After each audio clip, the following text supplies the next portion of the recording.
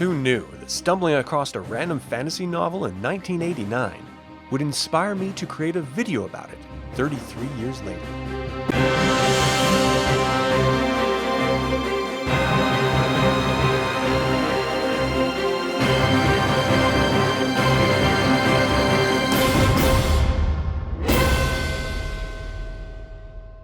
Welcome to another DragonLance Saga episode.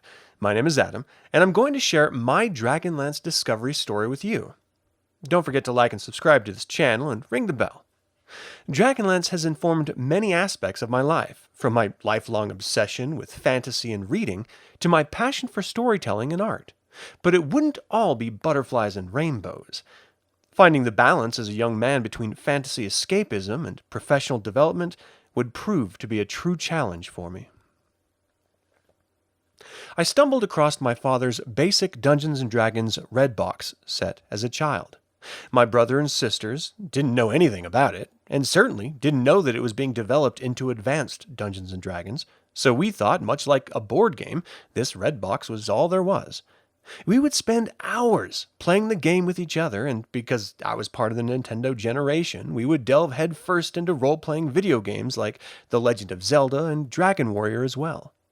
My fantasy role-playing bombs were primed and ready to explode. Middle school proves to be a pivotal time for many children. Your hormones are just beginning to build, your interest in others in more than friendly ways is beginning to flourish, and you start experimenting with ideas and topics that were inaccessible before in your developing mind. For me, I would discover the novel Dragons of Autumn Twilight by Margaret Weis and Tracy Hickman. It wasn't just the original cover art by Larry Elmore that interested me either.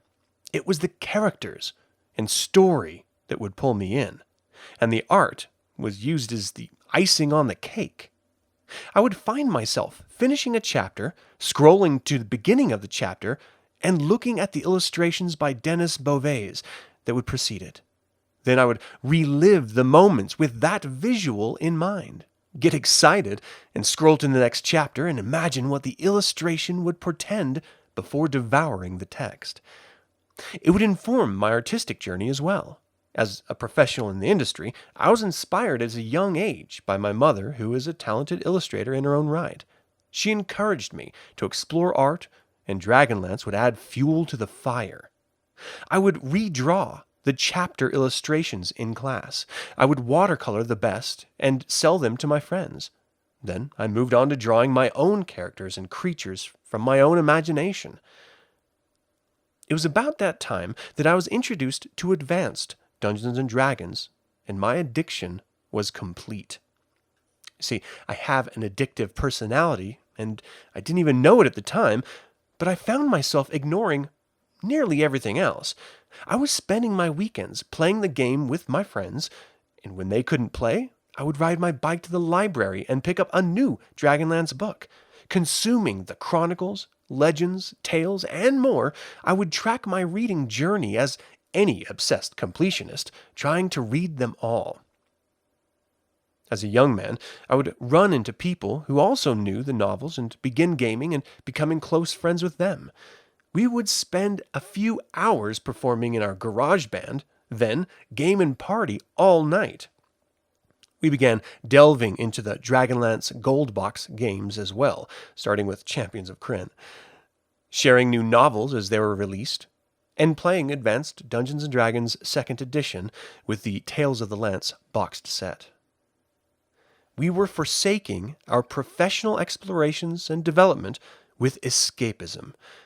And though I do believe it is an important tool to develop and explore your imagination, it can also become a crutch, like any addiction for those susceptible.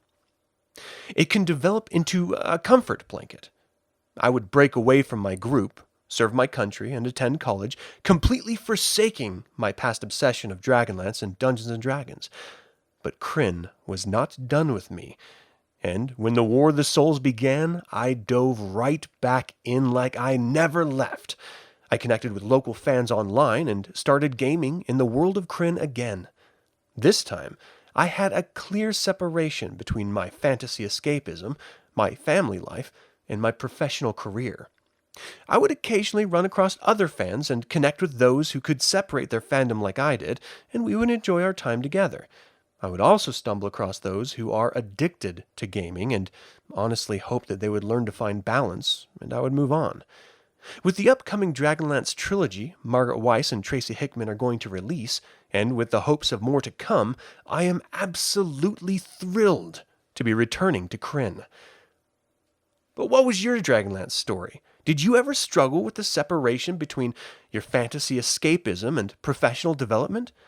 And are you as excited as I am about the upcoming Dragonlance novels? Leave a comment below, subscribe to the channel, and like this video. This channel is all about celebrating the wonderful world of the Dragonlance Saga, and I hope you'll join me in the celebration. Thank you for watching. This has been Adam with Dragonlance Saga, and until next time, remember, it will be a party such as the world of Krynn has not seen since before the Cataclysm. Be ready, Tika Whalen. Be ready.